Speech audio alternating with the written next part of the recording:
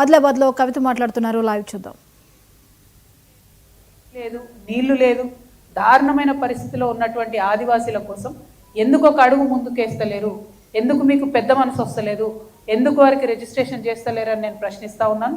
ఖచ్చితంగా ఈ కొమరం భీం కాలనీలో ఉండేటటువంటి బిడ్డలందరినీ కూడా తీసుకొని మేము గవర్నర్ గారి దగ్గరికి వెళ్తాం. ఆ సమస్య పరిష్కరించడానికి తెలంగాణ జాగృతి చిత్తశుద్ధితో పనిచేస్తుందని కూడా నేను తెలియజేస్తూ ఉన్నా. అదేవిధంగా మరి బోత్లో రెవెన్యూ డివిజన్ కావాలనేటటువంటి డిమాండ్ ఉన్నది. ఆ రెవెన్యూ డివిజన్ సాధించుకోవడానికి జాగృతి నాయకులు కార్యకర్తలు పనిచేస్తారని ఈ సందర్భంగా తెలియజేస్తూ ఉన్నాను. అదేవిధంగా మనం బోత్లో డ్యామ్స్ కుప్టి ఇందాక అనుకున్నాం, 40 ఏళ్ళ నుంచి కుప్టి గురించి మాట్లాడేటప్పుడు ఆడ తట్టెడు మట్టి కూడా మనం ఎత్తిపోసుకోలేదు, బీఆర్ఎస్లో కావచ్చు ఇప్పుడు కావచ్చు. అదేవిధంగా సిరిచెల్మ దగ్గర కూడా ప్రాజెక్టు కావాలని బోత్ నుంచి అడుగుతున్నారు. సో బోత్లో ప్రాజెక్టుల సాధనకు ప్రత్యేక కార్యాచరణ జాగృతి తీసుకుంటుందని తెలియజేస్తూ ఉన్నాను. అదేవిధంగా బోత్ నియోజకవర్గంలో మనం అనేక కొత్త మండలాలు చేసుకున్నాం. ఎక్కడా కూడా ఒక ఆఫీస్ లేదు, ఎక్కడా కూడా ఒక కూర్చొని పరిపాలనా అధికారులు మరి పనిచేసేటటువంటి పరిస్థితి లేదు. సో ఇన్ఫ్రాస్ట్రక్చర్ బిల్డ్ చేయవలసిందిగా ప్రభుత్వాన్ని డిమాండ్ చేస్తున్నా. సరే గవర్నమెంట్ ఆఫీస్ లేవనుకుంటే వదిలేద్దాం, కానీ వెల్ఫేర్ స్కూల్స్ ఏవైతే పెట్టినరో వాటికి కూడా అక్కడ వసతులు లేక బిల్డింగులు లేక వాటిని కూడా ఆదిలాబాద్కి షిఫ్ట్ చేసినటువంటి పరిస్థితి ఉన్నది. సో పెట్టిందేమో బోత్లో ఉండేటటువంటి పిల్లల కోసం, స్కూల్ ఏమో వచ్చి ఉన్నది ఆదిలాబాద్లో. సో అట్లా కాకుండా స్కూల్స్కి ఇమీడియట్గా అక్కడ బిల్డింగ్స్ ప్రొవైడ్ చేయాలి, బిల్డింగ్స్ కట్టియాలని చెప్పి నేను ప్రభుత్వాన్ని డిమాండ్ చేస్తున్నా. బోత్లో 100 పడకల హాస్పిటల్ కడతామని చెప్పి మా ఆడబిడ్డలకు ఇబ్బంది కాకుండా ఉంటుందని చెప్పి ఇదివరకు మాట ఇవ్వడం జరిగింది. ఆ 100 పడకల హాస్పిటల్ కట్టాలని కూడా నేను ప్రభుత్వాన్ని డిమాండ్ చేస్తూ ఉన్నా. అదేవిధంగా జైనత్ టెంపుల్ పోయి వచ్చినాం నిన్న. ఆ జైనత్ అనేటటువంటిది 1100 సంవత్సరాల పైబడి పాత పురాతన చరిత్ర ఉన్నటువంటి ఆలయం, లక్ష్మీనారాయణ స్వామి ఆలయం. కంప్లీట్గా నిరాదరణకు గురవుతున్నది. ఒక్క 20 లక్షల రూపాయలు మా ఎంపీ నగేష్ అన్న గారు వారి నిధుల నుంచి ఇస్తే గర్భగుడిలో స్వామివారి మీదకి వాన నీళ్లు రాకుండా ఉంటాయి. ఎలక్షన్లు వచ్చినప్పుడేమో రాముడి పేరు చెప్పుకొని బీజేపీ వాళ్ళు ఓటు అడుగుతారు. ఎలక్షన్లు లేనప్పుడు ఆ గుడి అంత దారుణమైన పరిస్థితులు ఉంటే కనీసం బీజేపీ ఎమ్మెల్యే గారికో ఎంపీ గారికో అడిగి పోయి చూసే తీరికలేదు. నేను డిమాండ్ చేస్తున్నా, నగేష్ అన్న ఇదివరకు నాతో కూడా కలిసి ఎంపీగా పనిచేసిండ్రు అన్న, తప్పకుండా మీరు స్వయంగా మీ ఎంపీ లాడ్స్ నుంచి ముందు 25 లక్షలు ఇవ్వండి. స్వామివారికి గర్భాలయంలో ఇబ్బంది అవుతుంది. నేను కూడా ఇతర మిత్రుల్ని వాళ్ళని కూడా అడుగుతూ ఉన్నాం. ఏమాత్రం అవకాశం ఉన్నా అక్కడ నేను జైనత్లో మాట ఇచ్చి వచ్చిన వచ్చే సంవత్సరం లోపల జైనత్ గుడి అభివృద్ధికి ఎంతో కొంత నిధులు సాధించుకొని మీ దగ్గరకు వస్తా అని చెప్పిన ఆ మాట కూడా నిలబెట్టుకుంటా. కాకపోతే ఇక్కడ ఎంపీ కాబట్టి ఇక్కడ ప్రజలు మీకు ఓటేసి గెలిపించారు కాబట్టి నేను నగేష్ అన్నను మీడియా ముఖంగా రిక్వెస్ట్ చేస్తూ ఉన్నా. అదేవిధంగా పాయల్ శంకర్ గారిని కూడా రిక్వెస్ట్ చేస్తున్నా, అన్న బీజేపీ అంటే ఓన్లీ ఎన్నికలప్పుడే రాముడు గుర్తు రావద్దు, లక్ష్మీనారాయణ స్వామి కూడా రాముడు అవతారమే. ఒక్కసారి జైనత్ దాకా పోయిరాండి. ముంగట ఒక 60 ఎకరాల కోనేరు ఉన్నది, నిరుపయోగంగా పడి ఉన్నది. మంచి టూరిస్ట్ ప్లేస్ అయ్యే అవకాశం ఉంది. కుంటాలకు వచ్చినటువంటి వాళ్ళు టూరిస్ట్ సర్కిల్ డెవలప్ చేస్తే జైనత్కి వచ్చే అవకాశాలు ఉంటాయి. ఒక్కసారి దాని మీద శ్రద్ధ పెట్టవలసిందిగా నేను స్థానిక ఎమ్మెల్యే గారిని కూడా కోరుతా ఉన్నాను. అదేవిధంగా ఏవైతే కొత్తగా గ్రామ పంచాయతీలు అయినటువంటి గోండుగూడాలు ఉన్నాయో వాటిలో ఎక్కడా కూడా గ్రామ పంచాయతీ ఆఫీస్ కూడా లేనటువంటి పరిస్థితి ఉన్నది. ఎక్కడా కూడా ఒక రేషన్ షాప్ లేదు, ఎక్కడ కూడా ఒక అంగన్వాడీకి పర్మనెంట్ బిల్డింగ్ కానీ స్ట్రక్చర్ కానీ లేదు. దాని మీద ప్రత్యేక శ్రద్ధ పెట్టి వాటి కోసం కేంద్రం నుండి నిధులు తీసుకురావాల్సిందిగా బీజేపీ ఎంపీ గారిని నేను డిమాండ్ చేస్తూ ఉన్నాను. ఇంకా ఆదిలాబాద్ ఐటీ టవర్ ఉన్నది, ఇంకా కంప్లీట్ అవ్వాల్సి ఉన్నది. కంప్లీట్ అయిన తర్వాత మరి ఇక్కడ మంచిగా ప్రాజెక్టులు వచ్చే విధంగా ప్రయత్నం చేయాలని శ్రీధర్ బాబు గారిని నేను డిమాండ్ చేస్తున్నా. నిన్ననే చూసినాం మనం, ఎయిర్పోర్ట్ కోసము 700 ఎకరాలు కేంద్ర ప్రభుత్వం అనుమతి ఇచ్చింది. మరి ఈ 700 ఎకరాలు ఇప్పుడు ఉన్నటువంటి ఆదిలాబాద్లో సేకరణ మొదలు పెడితే చాలా ఇండ్లు పోతాయి, చాలా భూములు పోతాయి, చాలా మంది డిస్ప్లేస్ అయ్యేటటువంటి ప్రమాదం ఉంటుంది.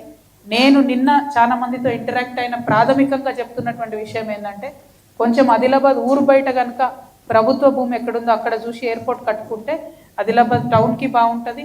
ఆ మధ్యలో ఏరియా అంతా కూడా డెవలప్ అయ్యే ఆస్కారం ఉంటుంది. ఆ టౌన్ మధ్యలో మీరు 1000 ఎకరాల సేకరణ ఇప్పుడు మొదలు పెడితే అనేకం ఇండ్లు పోతాయని చాలా మంది స్థానికులు చెప్తా ఉన్నారు. కాబట్టి ప్రభుత్వం ఆ విషయంగా ఆలోచన చేయాలని చెప్పి నేను కోరుతా ఉన్నాను. ఇక అదేవిధంగా మరి అండర్ బ్రిడ్జ్లు 2 ఉన్నాయి. ఒకటి తాంసీ బస్ స్టాండ్ దగ్గర అండర్ బ్రిడ్జ్ ఒకటి ఉంది. ఆదిలాబాద్ పట్టణంలో ఒక ఓవర్ బ్రిడ్జ్ ఉన్నది, ఆర్టీఓ ఆఫీస్ దగ్గర ఫ్లైఓవర్. ఈ 2 పూర్తిగాక ప్రజలు దారుణంగా ఇబ్బంది పడుతున్నారు. 2 కూడా రైల్వేకి సంబంధించిన అంశాలే. రెండు కూడా నగేష్ అని ఒక్కసారి పోయి రైలు మంత్రిని కలిస్తే అయిపోయేటటువంటి అంశాలే.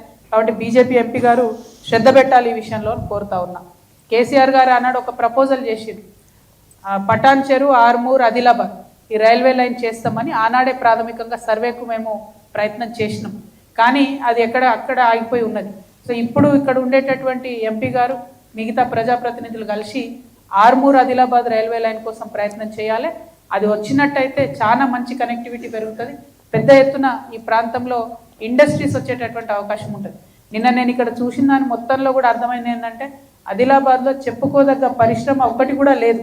ఆ పరిశ్రమ రావాలి అని చెప్పి మేము మనస్ఫూర్తిగా కోరుకుంటా ఉన్నాము. లక్ష్మణ్ అట్రా కోరుకుంటా ఉన్నాము. కాబట్టి మరి పరిశ్రమలు తెచ్చే విధంగా ప్రయత్నం చేయాలి ప్రజాప్రతినిధులను కోరుతా ఉన్నాం. అదేవిధంగా తర్నం బ్రిడ్జ్ చూసుకుంటూ వచ్చినాం రాంగమేం. అది ఎంత దారుణంగా ఉందంటే మొన్ననే ఒక పిల్లగాడు కొట్టుకపోయిండు. అక్కడ కొట్టుకపోతే 5 లక్షల రూపాయలు ఇచ్చిరు. 5 లక్షల రూపాయలు ఇచ్చి చేతులు దులుపులు కాకుండా ఖచ్చితంగా తర్నం బ్రిడ్జిని పెద్ద ఎత్తున నిర్మాణం చేయాలని చెప్పి నేను కోరుతా ఉన్నాను. మరి ఇంకా చాలా ఉన్నాయి. ఆదిలాబాద్ టౌన్లో మన ఖానాపూర్ చెరువు మీ అందరికీ తెలిసిందే, మొత్తానికి మొత్తం గుర్రం డెక్క వచ్చింది. అంటే ఈ కాంగ్రెస్ ప్రభుత్వం ఎంత అందంగా ఉందంటే కనీసం గుర్రం డెక్కను కూడా క్లీన్ చేసేటటువంటి తీరిక లేనటువంటి పరిస్థితిలో ఉన్నది. శ్రద్ధ కొంచెం పెట్టవలసిందిగా పట్టణం మీద మేము డిమాండ్ చేస్తూ ఉన్నాం. అవును, ఇక విద్య గురించి చెప్పుకుంటే ఇవాళ నుంచి ప్రైవేట్ కాలేజీలు అన్నీ కూడా బంద్ పెట్టినటువంటి పరిస్థితి ఉన్నది. ప్రభుత్వం సిగ్గుపడాలి. కాంట్రాక్టర్లకేమో వేల కోట్లు ఇవ్వడం, ప్రాథమిక విద్యకు అదేవిధంగా కళాశాల విద్యకు పేద విద్యార్థులు ఎవరైతే డిపెండ్ అవుతారో మీ ఫీ రీఎంబర్స్మెంట్ మీద అది మీరు చెల్లించకపోవడంతో ఇవాళ బడ్జెట్లో నడిచేటటువంటి అన్ని ప్రైవేట్ కళాశాలలు కూడా బంద్ పెట్టినటువంటి పరిస్థితి. అంటే విద్యను డైరెక్ట్గా మీరే మొత్తానికి నాశనం చేస్తున్న పరిస్థితి. మీరు ఉన్నటువంటి గురుకులాలు నడపలేరు, ఉన్నటువంటి డిగ్రీ కళాశాలలు నడపలేరు. ప్రైవేట్ వాళ్ళు నడిపిస్తుంటే కనీసం వాళ్ళకి ఇవ్వాల్సినటువంటి బకాయిలు ఇవ్వడం లేదు.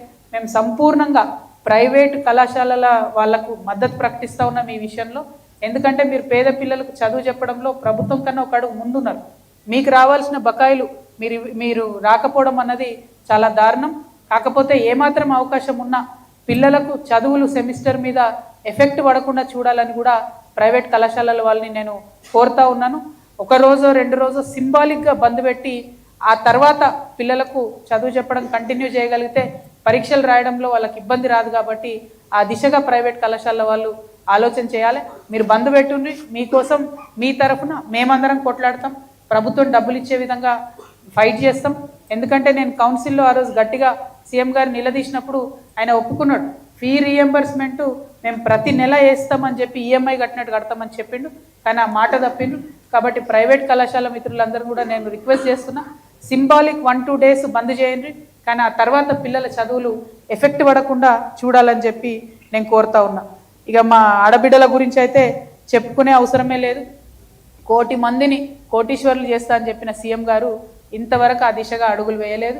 మరి ఎక్కడో మహబూబ్ నగర్లో అక్కడ ఇక్కడ కొన్ని కార్యక్రమాలు చేస్తున్నామని చెప్తున్నారు, కానీ ప్రత్యక్ష ఫలితాలు అయితే మహిళలకు ఎక్కడ రాలేదు. కాబట్టి మహిళల్ని ఎంపవర్ చేసే దాంట్లో ప్రత్యేకించి ఆదిలాబాద్ లాంటి ప్రాంతంలో ఏ పరిశ్రమ లేదు, జీవనోపాధికి మార్గం లేదు. కాబట్టి సెల్ఫ్ హెల్ప్ గ్రూప్స్ని ఇంకా కాస్త ఎంపవర్ చేయాలని చెప్పి నేను సీఎం గారిని డిమాండ్ చేస్తూ ఉన్నాను. ఇక మందులు, హాస్పిటల్ వ్యవస్థ గురించి ఎంత తక్కువ మాట్లాడితే అంత మంచిది. ఇక ఉట్నూరు ఉన్నది, దాన్ని 3 టర్మ్స్ నుంచి మేము ఎన్నిక పెట్టలే, ఇప్పుడు కాంగ్రెస్ వచ్చింది, వీళ్ళు ఎన్నిక పెడతలేరు. అది మున్సిపాలిటీ చేస్తామని చెప్పినాం, అట్లనే ఆపెట్టినాం. కాబట్టి దానిని ఏదో ఒకటి డిసైడ్ చేయాలి. ఇప్పుడు మరి లోకల్ బాడీ ఎన్నికలు ఎప్పుడు వస్తాయో ఈ మధ్యలో వచ్చే అవకాశం ఉంది, కాబట్టి డిసైడ్ చేయాలని చెప్పి నేను ప్రభుత్వాన్ని డిమాండ్ చేస్తూ ఉన్నాము. మరి